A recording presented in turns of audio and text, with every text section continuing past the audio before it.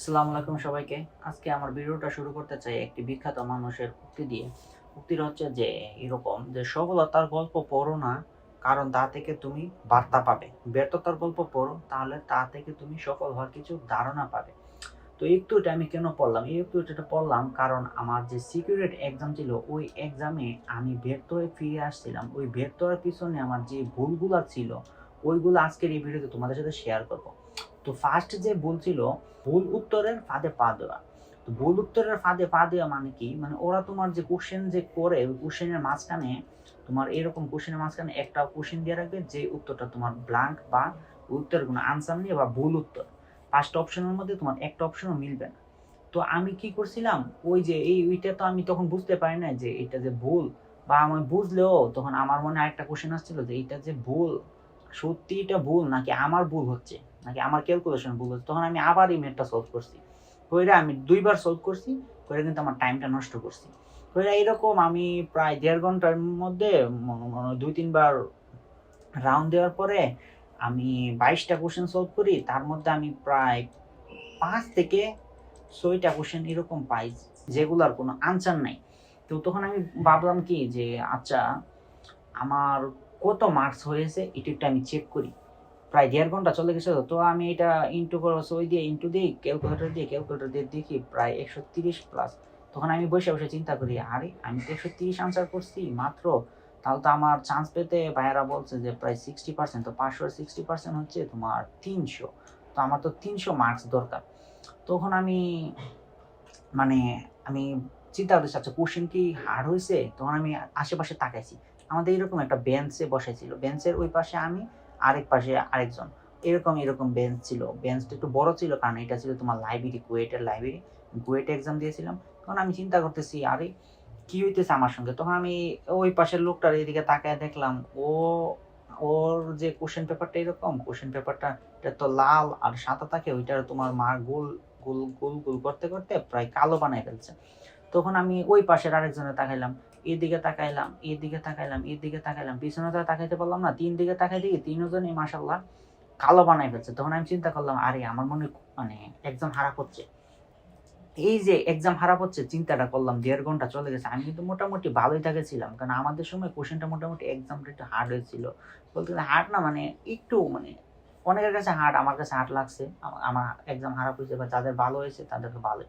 But কিন্তু এখানে কিন্তু ১৭০ প্লাস দিয়েও নাকি চান্স হইছে। এরকম শুনছি। তাহলে বুঝো কোয়েশ্চেন মোটামুটি যাই হোক, এই বিষয়ে আমি কথা বলতেছি না। এটা নিয়ে অনেক কন্ট্রোভার্সি তৈরি হয়েছিল। তো কি মানে তো আমি তখন ওদের ওইগুলো দেইখা মানে আমার ওই যে নার্ভ আমার একদম শেষ। আমার নার্ভ কন্ট্রোল আর ধরে রাখতে পারছি না। আমার এই যে এইজন্য আইসা আমার এরকম প্রবলেমে পড়ছি। আমি দেন আমার যে বাকি যে টাইমটা আর বাকি ১.৫ ঘন্টা আমি মানে মূল আর বাকি ১.৫ ঘন্টা আমি ৮ টা প্রশ্ন সলভ করছিলাম। চিন্তা করো যে এখানে আমি ফার্স্টে ২২ টা কোয়েশ্চেন সলভ করছি, ওইখানে আমি লাস্টে তো আমি মিনিমাম ১০ থেকে ১৫ টা সলভ করার কথা। ১০ থেকে ১৫ টা সলভ করে ৩০ এ আমার দেখা যাচ্ছে ১৮০, তো ১৭০ এ চান্স পেলে আমি ১৮০ এ তো বা ১৯০ হয়ে যেত, চান্স হয়ে যেত। তখন আমি কি করছি? ওই যে নার্ভ কন্ট্রোল করে রাখতে পারছি না। তারপরে আমার ওই যে আমি শুধু মাথায় এই চিন্তা আসতেছে, আমি কি চান্স পাবো? সবাই এভাবে পারতেছে, আমি পারতেছি না। আমার কি হবে? দেন আমি চিন্তা করলাম লাস্টের মনে হয় আর ২০ থেকে ২৫ মিনিট আছে। দেন আমি এই কাজটা করা শুরু করলাম। এই যে এই ভুলটা। এই ভুলটা কি কম দাগাইছি, তাই আর কয়েকটা আন্দাজে দাগাই। গিয়ে সেইরা মানে তোমার আন্দাজে যেগুলার উত্তর ব্লাঙ্ক ছিল বা উত্তর ভুল ছিল, ওইগুলারে সুন্দর করে খুইজা বিছাইয়া আমি তো এগুলা মার্ক করে রাখছিলাম যে এটা ভুল, এটা যাতে আর ২য় বার চোখে না পড়ে। তখন আমি এটারে আবার সলভ করছি। আর সরি, সলভ না, ওইগুলার আমি গোল্লা দিছি। আনসার করছি। আনসার কইরা বানাইছি প্রায় কয়টা বানাইছি? এখানে ৩২ ছিল, আমি প্রায় ৩৮ টার মতো মনে হয় আনসার করছিলাম। এরকমই ৩৬ থেকে ৩৮। দেন আমি আর মনে হয় ৫ মিনিট। তারপরে আমি এটা গেল। দেন আমি আর আছে ৫ মিনিট। তখন আমি বললাম আমার আমার টার্গেট কি ছিল? আমি ভাইয়ারা বলছিল যে তোমার কুয়েটে বা সিকিউরিটিতে তোমার ইংলিশ দাঁড়ানো লাগে না এর মধ্যে। কারণ ৪৫০ এর মধ্যে যদি তুমি ৩০০ পাও তাহলে চান্স একদম সিউর। তো আমি চিন্তা করলাম, আচ্ছা আমি ইংলিশ পড়বো না। আমি এর থেকে ম্যাথ বা অন্যগুলো টাইম দিই রিভিশনে। আমি এই যে ইংলিশ রিভিশন না দিয়ে কোয়েশ্চেন সলভ না করে চইলা গেছি। গিয়ে যখন আমার আর আছে লাস্টে ৫ মিনিট, ৫ মিনিটে কই আমি বলতেছি, আচ্ছা কিছুই তো আর পারতেছি না। আমি একটু ইংলিশের প্রশ্নটা দেখি। ইংলিশের ২৫ টায় কিন্তু ৫০ মার্কস। এই ৫০ মার্কস যদি তুমি ৫০ মার্কসে যদি তুমি ধরো 30+ আনতে পারো, তাহলে তোমার র্যাঙ্ক কত আগাবে তুমি, মানে তোমার এরকম দেখো আমার ক্ষেত্রে কি হয়েছে, আমি প্রায় ধরো আমি পাইছি 150, আমার যদি ওইখানে যদি আমি ইংলিশে যদি 30 পাইতাম তাহলে 180 যেতে, তখন কিন্তু আমার মোটামুটি ধরো আমার চান্স আসে না, বাট আমার পজিশন এসে পড়তো প্রায় 5 থেকে ধরো আমার 7,000 পজিশন আসতো, বাট আমার তো একটা পজিশন আসতো, তাই আমি চান্সও পেয়ে যেতে পারতাম লাস্টের একটা সাবজেক্টে, বা আমি বলতে পারতাম আমার পজিশন আসতো। বাট আমি ওই যে কি করছি, আমি ইংলিশ রিভিশন না দিয়ে, তখন কিন্তু কোশ্চেনগুলো কিন্তু এসএসসি স্ট্যান্ডার্ড আসছিল, যারা এক্সাম দিয়েছে তারা বলতে পারবে, বা তুমি তো কোশ্চেন সলভ করে দেখছো, ওইখানে আমি দেখি ওমা আমি তো এগুলো পারতাম এসএসসিতে, বাট আমার এখানে কি ওইরা একটু অ্যাডমিশন টেস্টও একটু মানে একটু পেজ দিয়ে রাখছে, এখানে দিয়ে রাখছে শুড বি, তারপরে মাস্ট বি, এখন আমি বলতেছি মাস্ট বি হবে না শুড বি হবে, তখন আমি মানে আমি বুঝতেছি না, তখন মানে আমি ইংলিশ 2-3টা তাকাইছিলাম, পুরোটা কোশ্চেন পড়তেই পারি নাই, স্যার এসে বলতেছে হাতা দাও, তারপর আমি হাতা দিয়ে দিছি। তো আমি মূলত যে ভুলগুলা করেছিলাম, এই ভুলগুলার কারণে মূলত আমার মনে হয় যে আমার চান্স হয় নাই। তো আমি এই জন্য আমি ব্যর্থ হয়ে ফিরে আসছিলাম।